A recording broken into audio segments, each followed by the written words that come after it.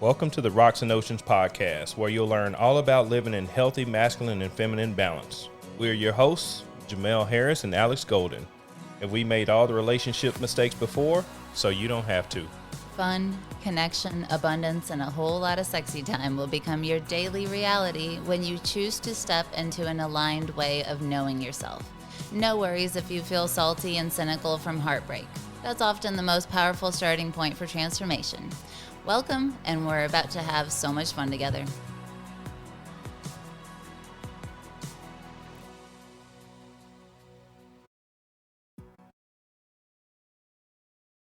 Hello, Hi how are you? there. I'm doing great. How you doing? I'm doing good. What is this, fourth time this week? I know, right? That's fun. It's getting to be one of our favorite activities. I know, One right? of them. Yeah, for real. So, we wanted to pop on here today, and the title of today's episode is, Are We Really That Different? Right? Mm-hmm. And what does that mean? Like, meaning, are we really that different? And the reason we want to talk about this today is there's so much division going on right now. Obviously, it's a election year, and it's all that, which side are you on? And we're not on either side. But what we want to talk about today is, are we really that different, or are we the same, right? And so, do you want to add anything to that before we jump in? Absolutely. I think for the most part, people have come to grow tired of the division tactics, right? As in, it is no new thing that dividing people has always been a power play, right? All throughout history, you learn anything about history, that's been true. And so we've been living under that probably for thousands of years and stuff like that. But I do feel like there is this sense going on now where people are beginning to grow tired of that in a way where we're catching on. And that's why our tagline for the podcast is, masculine plus feminine equals power, is that we're more powerful united. Yeah. Whether that's masculine and feminine within each of us alone, but then also masculine and feminine relationships hold a lot of power, and they always have. And so as we sort of heal that, I think it's important that we fight for the similarities. And in some ways, I think we're getting to a really fun time in the world, because there's all this the way things used to work is peeling away. Like, the couples that are together today are starting to look really different than they have historically looked. Absolutely. And it's starting to be a lot more fun, in my opinion, because it's not what the outside of someone looks like that is getting taken into account anymore. Come on. It's starting to be like, can we vibe together? Is our vibe authentically going to drive together? And if not, it doesn't matter how much we look like each other, it's still not going to fly. And I think that is a really cool thing that's happening in the world. And I think we can help speed that up, essentially, by having all these discussions. Because even with us, you and I, on the surface, are really, really different people. Like, I'm not sure that had I 10 years ago, if someone had been like, make a list of the descriptors that someone has, I'm not totally sure it would have been like a black man from Texas. Right. And, older than me and things like that. But what is funny is I did have a list of the characteristics that I was looking for, but they were the vibe. They were who the identity of the man was, not the external characteristics. And what's funny is that, and we've talked about this together, is we both matched the descriptions of the people that we wanted. Yeah. Exactly. But on the surface, that wasn't the characteristics that we're looking for. And these days, it seems like there's a lot of reels and TikToks and podcasts talking about, let's make a checkbox list of the things that someone needs to have figured out for you. And I totally agree with that, but I think sometimes we're focusing on the wrong stuff. Absolutely. And just to, if you can't see us, just to kind of go down our differences. I'm black. She's white, but she's Russian. So she's from a whole different side of the world, right?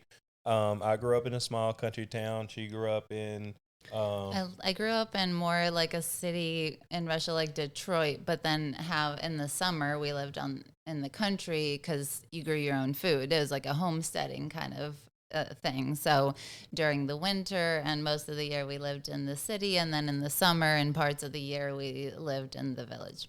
yeah. I have five biological kids. She didn't have any I kids don't when have we any of met, that. but I mean Hmm. now she has five kids. But she's a doctor. I was a financial advisor. Hmm. What else? I'm in my 30s. You're in your Yeah, 40s. she's mid 30s. I'm mid 40s. So Um, there's an age gap there. Yeah, I really it's quite funny to me how many couples I know that are Russian feminine and Texan masculine, and it's just I think that's where the vibe sort of just works in the masculine and feminine. They're all couples that I know that like that setup more. They want to be in that masculine Hmm. and feminine relationship, and I think maybe culturally that's what bridges that gap of that's the way of relating to men and women that we saw in the home. So even though I was speaking Russian and we're all, have white skin, when I met you, I recognized the cultural aspects of like how you move like a masculine was the same. Yeah. Yeah, it really doesn't have any differences too much. Hmm. And the thing I noticed about you was you had a lot of those feminine qualities that I was looking for. I had a checklist because, like I said, we are different, but we at the same time we're the same. I mean, I think we all want trust, we want love, we want loyalty. We want a partner that we can go do stuff with and bounce things off of. And we talked about having emotional space for them. And so there's a lot. I don't even know what I was about to say. What was I gonna say? You had a checklist for Oh me. yeah, I had this checklist of what I wanted and what I did not want. Mhm. And it's funny how at the time when I met, well, we didn't even meet. I didn't even know her.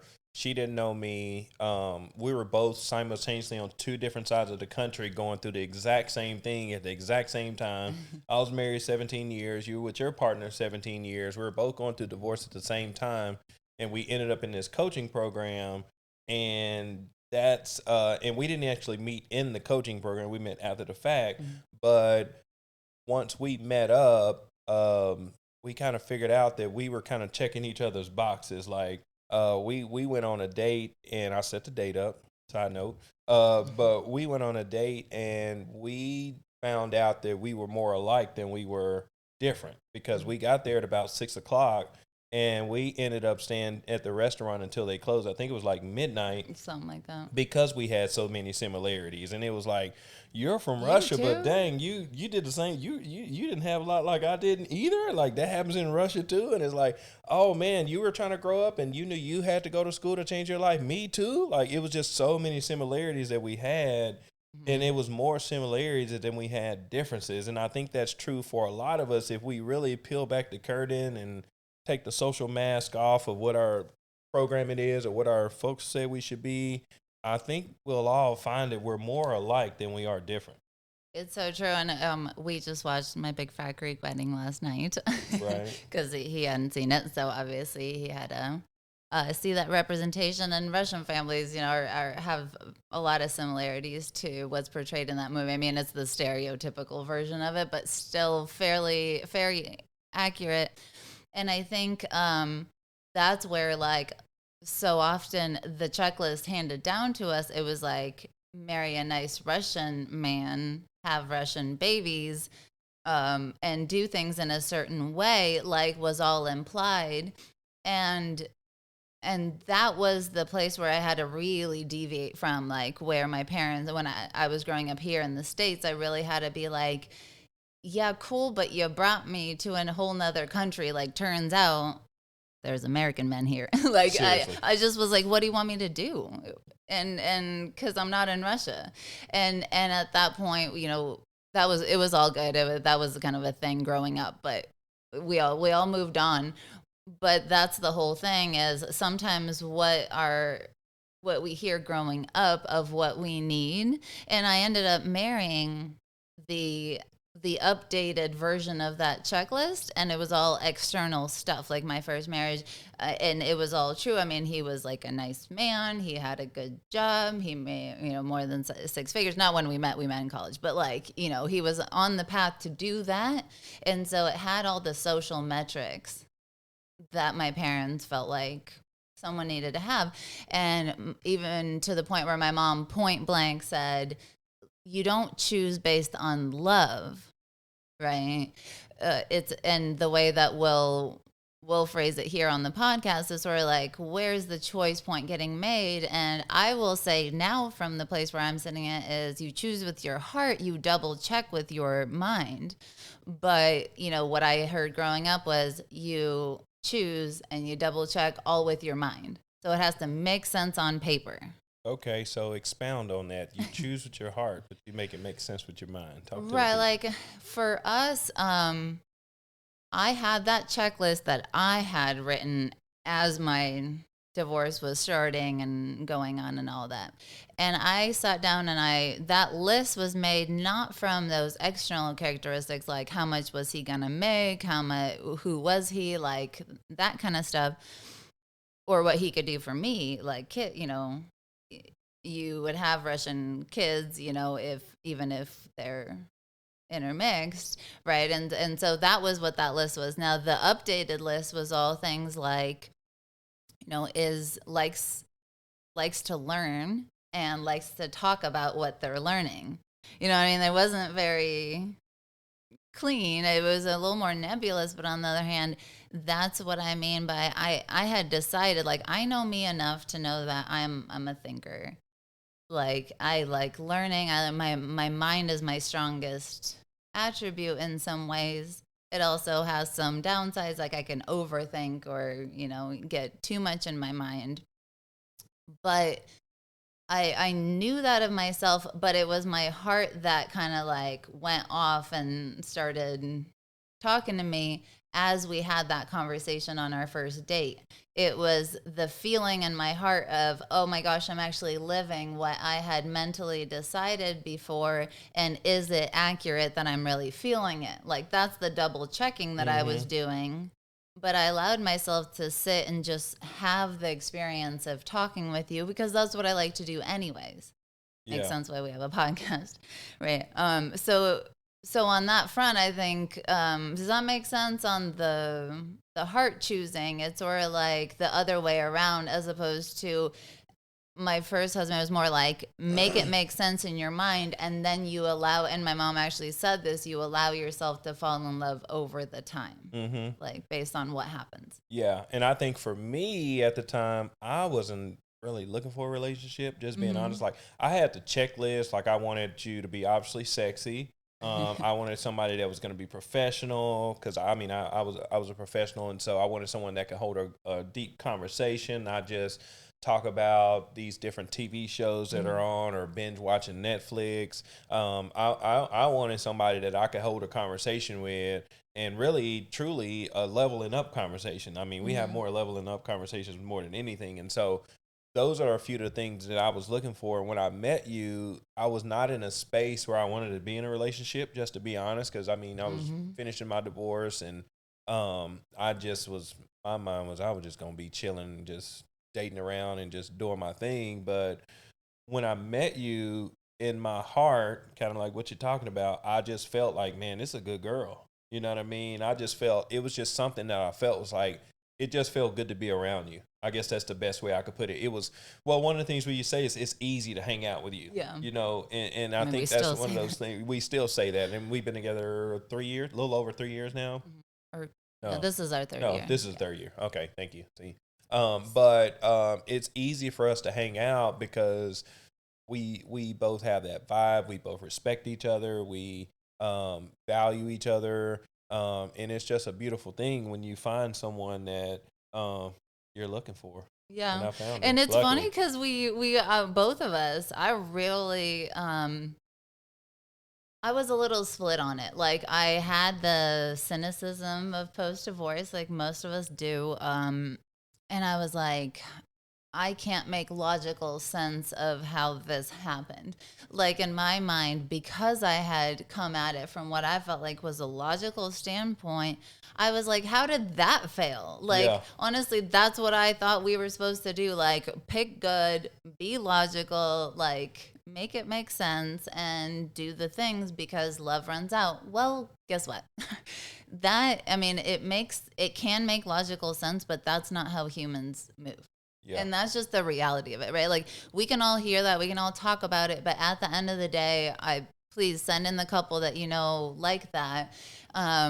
That started under that pretense and continued it and is successful today. Do you know what I mean? So I think on the when it comes to the checklist, I knew I wanted to eventually find somebody because I knew myself enough that I wanted to be in relationship. But I was like, if that one didn't work out, I just don't know how I'm going to get to the list. The beautiful thing about life is we don't need to. Like, I just made the list and then you showed up when we were both ready for it.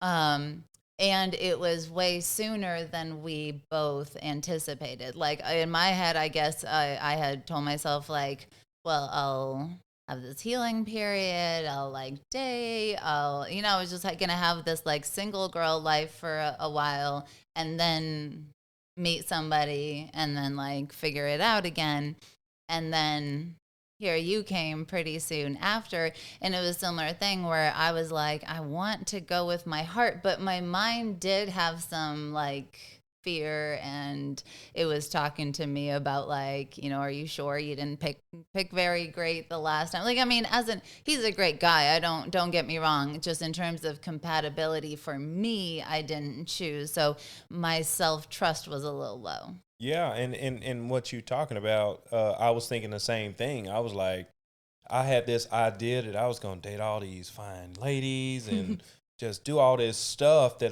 because I was married for so long. I met my ex-wife when I was 19. So I feel like, some of the stuff I missed out on. So I just had this idea that I was going to do all this stuff. But when I met you, there was just something about you that I was like, man, I would hang out with her and then I would go out hanging out again at happy hours and meeting different females, and I would go back to her and it would feel good, and then I'd go back with them, and it just was a feeling that I had. I was like, man, I gotta go what my heart is saying. And a lot of times I feel like people have the right person, Yeah. but you talk yourself out of it. Like, I easily could have talked myself out of you, man. I'm 46, she's 36.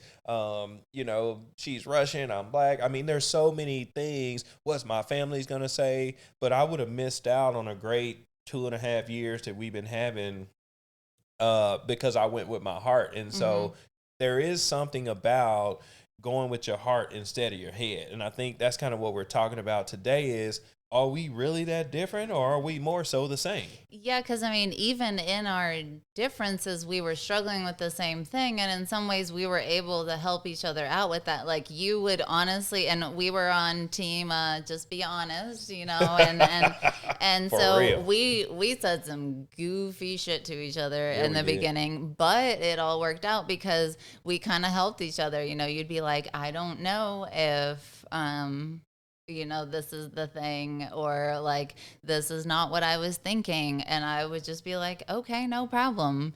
Like, I just allowed it to unfold. And I feel like it healed a lot of my own self trust, as in, do I trust me to like handle whatever situation comes up? And for me, the answer ended up being yes. Like, and then that's where I could kind of withstand being like, whatever he decides to do is going to be fine, but I don't have to predetermine the failure before it has happened. And so we were able to have conversations, like the hair Yeah. hair bang in your apartment. Yeah, just funny story. I'll tell y'all this story. It's a funny story. So I was dating and stuff like this, right? So you didn't come to my apartment for a while. Maybe like 2 or 3 months in, maybe. Yeah, it was. Right. You hadn't put your furniture Yeah, all my together. furniture wasn't So, together. I was like, we really were living hanging like a at my bachelor, right? house. Like air mattress, no furniture. We just hanging out. But once you get to a point where you like your girl, you don't really care what your apartment looks like. You just want to hang out. And so this is a funny story. So We we put were like together some hanging out, stuff. and I was like straddling the fence. I was straddling the fence, man. I had one leg on both sides. One leg was on dating, and one leg was on, man, I got this awesome girl right here. She checks all the boxes. Meanwhile, we talking about checking the boxes, but she did check all the boxes. Like, man, she's sexy. She holds great conversations. She's professional. She carries herself well. She just, it was everything I was looking for. And so she was coming to my apartment, and so I when have she, this season of the yeah, year that we now call it the shedding season. yeah. But in the fall, I lose a lot of the curly hair. Yeah, so it's shedding season for her, but I don't know anything about this because I just met her in June, and so it's the fall. But when we first met, I mean, like I said, we both were still like gun shy as far as relationships. We were like, nah, man, we ain't trying to be too serious. So I remember she finally came to my apartment, and she would come over every now and then, and her hair would be everywhere, and she would leave. And her hair would be like in the bathroom, it would be in the living room, in the kitchen, like just little pieces on the floor. And I understand the game. I'm like, okay, if some other females come over here and see this hair, this is not gonna work. Like, they all know I'm dating, but still, just the fact that if they see another girl's hair that's not their hair, that's kind of gonna dampen the mood. And so I can remember because we were on honesty. We were like, we just gonna be honest. Because I mean, we felt like we weren't all the way honest in our marriages. So when we got Just like together, we hiding. like, man, we gonna be straight up, man. If you don't like something, just say it. Just be honest, right? So we were on this little honesty thing, right? And so she leaves my apartment one time, and I'm trying to meet up with another chick. I was gonna ask the other girl, and her hair is there, so I'm frustrated. I don't know what to do because I keep sweeping it up, but then every time I look around, some more hair is there, and I'm like, what the hell? And I sweep it up, and now I go somewhere, some more there, and I was like, say, man, you need to do something with your hair. So he calls me Tell on her- the tell me phone your story. I'm at work as a doctor, right? It's Friday. I finish my morning. I get a phone call from this man right here over my lunch hour, and he's like, say. Keep going. Say, man, I don't remember what I say, babe. I think you were just like, probably what am I traumatized. supposed to be with this? What am I supposed to do with all this hair? Yeah, like I'm trying to date or whatnot, and like, Yeah, you were like, I'm like, he was being pretty straight up. He was like, I'm trying to date, and there's like all this hair, like. and she had the best answer ever. She got me. She was like, I don't know. I'll come clean it up. I was like, oh shit, I No, like I this said- girl. Something like that. You said. I You said, said- I don't know what you want me to do. Sweep it up or something. I was like, oh shit, I like this. That's not the. I response said, expected. no worries, I can vacuum. Yeah. And, was and like, then I ooh. stopped talking. So, ladies, this is the thing. Like, we don't, in the end, you're feminine. Like, we don't argue with men, right? Like, he was leading me. He's leading the relationship.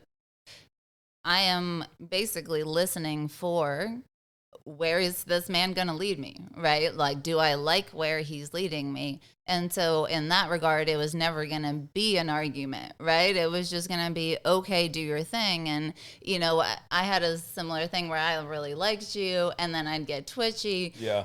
But I kind of I feel like my intuition went off pretty early on the like, don't fuck this up Yeah. kind of thing.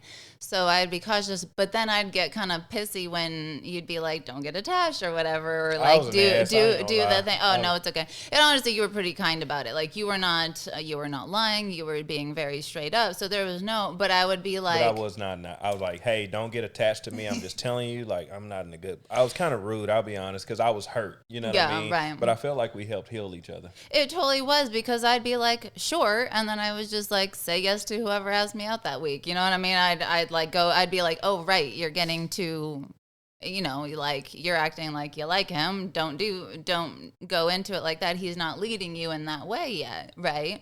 And it helped me remember, like, you're single, right? Like you are single now. You move like you're single until this, until we are clear about this as a exclusive thing, that's where, and that's why I did not trip out when you said, what are you going to do? I just That's a hell said, of an answer, girl. I did not I can expect that. vacuum. I expected I her to don't say, know I what can't you were believe expecting, said. actually. I don't know either, but that wasn't the answer it gave me, but I was expecting, but it made me like you more.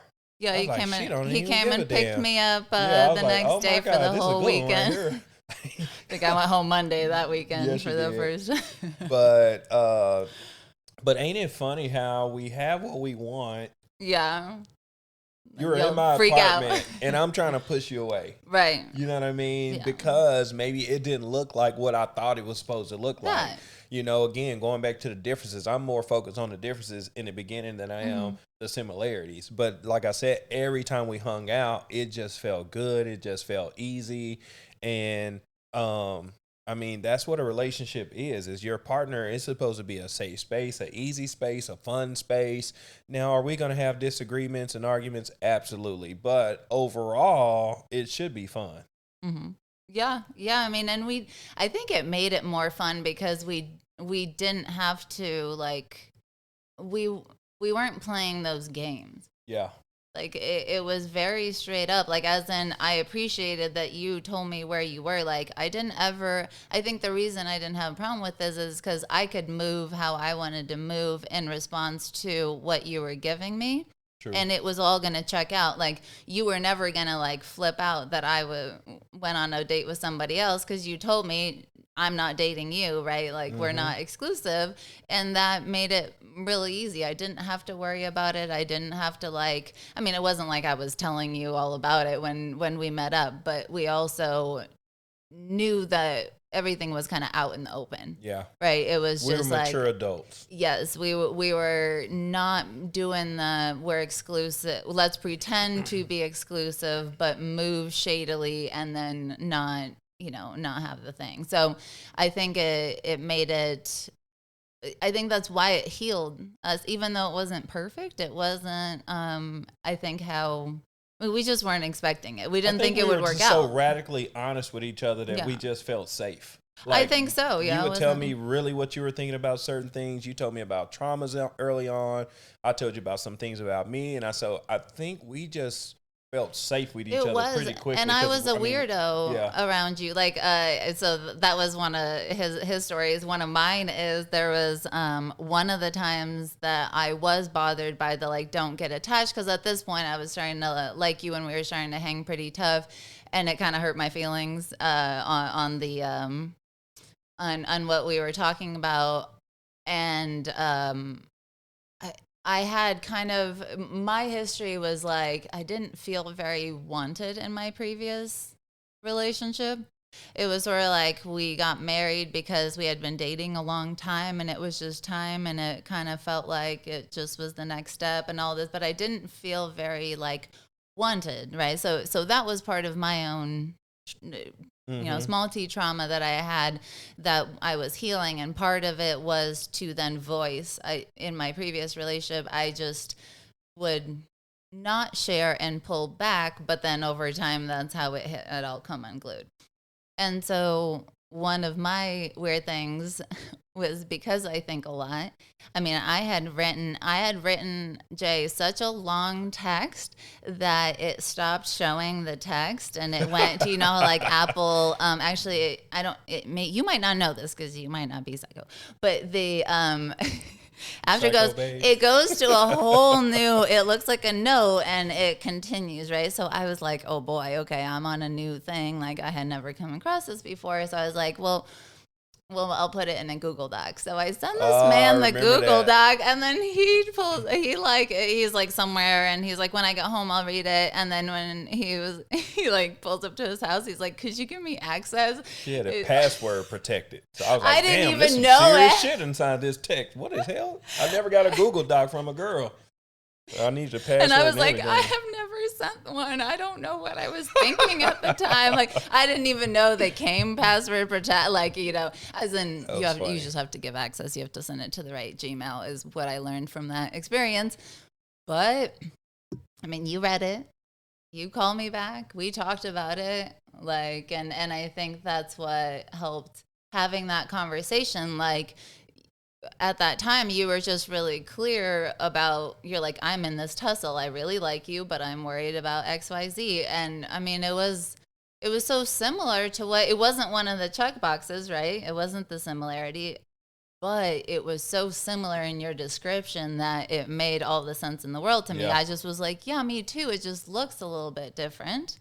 Now I'm more, since I have more of the like intuition energy kind of thing, I felt like I had help with that. Mm-hmm. Like, as in, I didn't have to come up with that on my own. It was my intuition. It was my own like information that I was getting spiritually that I was using to make those decisions. And so in some ways, I think it helped me not judge you for your struggle or even me for mine, because I was like, if I'm having a hard time and I'm being a little twitchy and I feel like I'm getting info, you know, spiritually, that, and that's the whole role of the feminine, right? To get that info and to help with the leadership, along with the masculine. I was benefiting from that, and so it made it so much easier to just like hold that space. Like, Yeah. I knew you weren't necessarily getting that info right away, and then, you know, it allowed me to say, let me take a step back and not get my feelings too into this. Like, it's not necessarily about me. Yeah.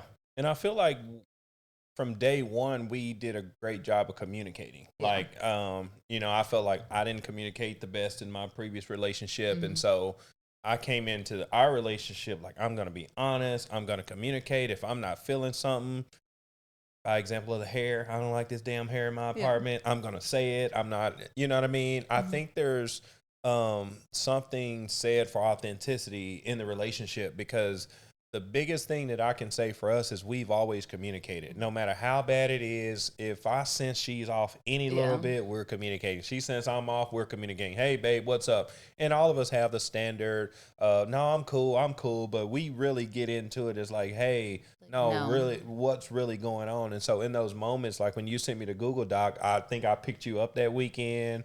We talked about it, and we came closer together. And it's something to say about communicating and resolving an issue. It just helps you come closer and closer and closer. And that's what we want to help you guys do with this podcast is try to communicate some of the things that we've been successful with in our relationship, and hopefully help you guys translate some of that into your relationships as well.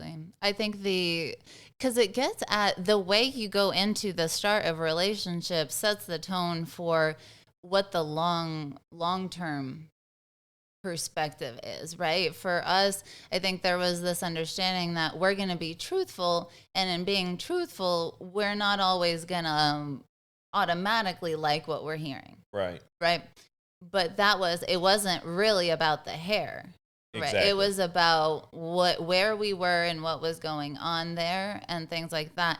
And I think that's what allows, now people have this like throwaway. You didn't, on the first date or in this first texting, you didn't hit these boxes and now you're done.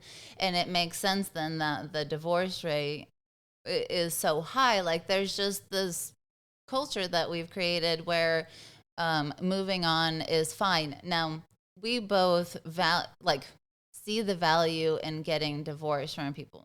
But at the same time, that has not changed our perspective that marriage is intended to be a lifelong, forever thing. And so that is still why we want to keep that viewpoint. And so there's just more allowance. Like, you're going to change, I'm going to change over our whole life. And so, like, if I freak out about the hair, if I freak out about, well, I want someone with 6 figures and the man only makes 98,000.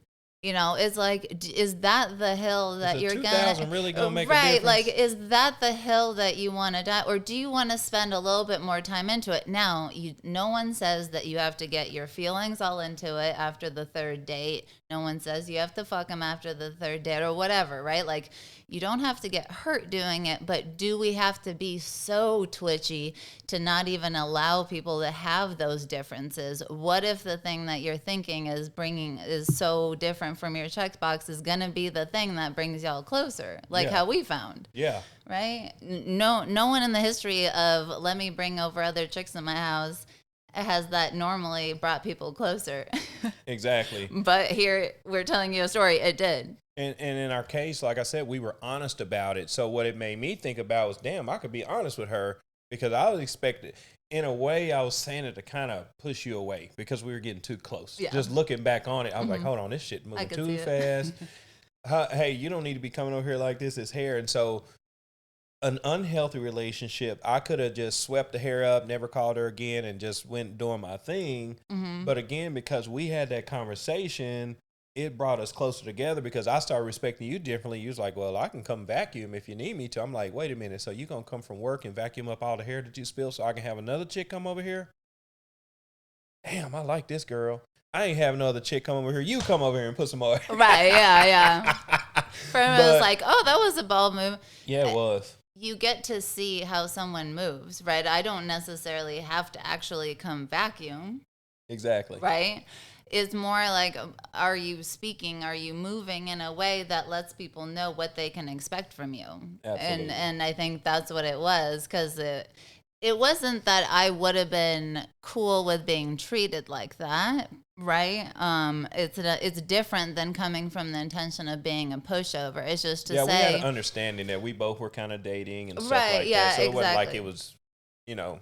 Yeah, it wasn't like I was just like, oh, yeah, let me come clean up your apartment so you can, have somebody else. Or it was just from the go ahead, do your thing standpoint. And I think that's where, it wasn't, I don't think you took it literally like, I mean, I could have come vacuumed, but I think that's where it was just the understanding. What does this tell me about this person when they have that sort of reaction? And does it check off one of my actual boxes? Like, you are very blunt, you're kind of like spunky, and so am I. So it's like, you're not going to hang with someone that doesn't have that capacity to be witty, to joke back, to like say the smart ass stuff. Yeah. So I could see why that worked for you, and because I mean, you laughed pretty hard, and we hung up, and then you texted a lot. Yeah, like you texted me a lot. I felt bad, guys. I ain't even gonna lie. I felt bad because I came at her pretty strong. I was like, man, this some bullshit. Your hair all over. It's in my bathroom. It's in the kitchen. You like read me a little thing. How am I supposed to go get another girl if your hair everywhere? I'm like, you over here hating, basically. You tell me. She wasn't hating. She wasn't doing anything, but like I said, I was still wondering if all the boxes were checked. Yeah. But in my heart, they were already checked. Mentally, I'm still wondering, maybe she didn't check this box, but she did. But in my heart, I knew it. That's why I went to pick you up. I'm like, wait a minute, this girl does check all the boxes. Yeah. Like, what am I doing? Because again, our mind will play tricks on us. Like, well, this, you got all these differences, but at the end, we're all the same. We all want love. We all want loyalty. We all want trust. We all want companionship. We all want someone we can communicate with, have a good time with. I think we all want that. And I think we do. Yeah, this whole masculine and feminine. We're lucky enough to find it. I know, right? The masculine and feminine division, I think, is rampant on social media and things like that, because everyone's like arguing and feminism and females and all sorts of stuff. But I think it's a good reminder on the masculine and feminine have the exact same goals. They just have different paths to it. Like the way they desire to get there and the way they naturally feel called to get there is different. And that's where the differences lie. Yeah. But I mean, who really cares when you're going for the same thing, right? Can you hear for the person underneath the facade? Because I always like the quotes when people talk to like older people who have been together for like 60, 65 years, that kind of stuff. And almost always they talk about people changing. Mm-hmm. Like almost always those couples talk about how they have changed over the decades. And it always has stood out to me because in some ways there's this idea of like you could stay married to like 8 different people in a 40-year relationship. Like I was a piano major, I'm an MD, I'm a business owner, I have my life insurance license. Like I've had a bunch of careers over my lifetime and that has I mean, it impacts my identity every time I change. And so it's like, we'll just need to do that because the transition it's not just that people change. There's a whole hefty transition process to each change. It is. When are you going to know? How are you? And then that weird in between, probably where you're just sort of floating and you haven't, you not quite the old you, but you're also not the new you. Yeah. That's what life is actually like. So if we don't have our relationship perspective on that reality, it's like, are you going to have to get a new person every time your life transitions? And if that's not what you're going for, then that's probably not what you want, right? From the outset, there has to be this understanding of I'm accepting the person from like the most real, the underneath the surface stuff, like who they actually are, and then everything else doesn't make sense enough for me. I'm not saying people should be like with people who they're not compatible with, but considering that stuff could change in 3 years, 10 years, 20 years, maybe that's not the thing we all need to hang our hat on. For sure. Well, I kind of like having your hair around on the floor nowadays. I know, right? And it turns out it's only a season in the year, so it's not all the time. And yeah. So yeah, well, I mean, we came on today to just kind of share with you guys that we are more alike than we are different, and so we just want to challenge you guys to start looking at your partner like, what are more ways that we are similar and we can come together versus looking for those things to divide us and take us apart, because there's enough division in the world right now. What we're wanting to do with this podcast and with the work that we're doing is we want to bring people together and put more love into the world, because it's needed right now. Amen. Got anything else to share, baby? No, sir. You good? All right. All right, Thank guys. you so Well, much. thanks for joining us, and we'll see you guys next week. Thanks for listening to the Rocks and Oceans podcast. If you enjoyed this episode, please share it with a friend that could use this information. Please also subscribe and leave us a review so that more people can find this work. You can also find us over at YouTube and TikTok at Rocks and Oceans Podcast. Let's build a happier and more powerful world together.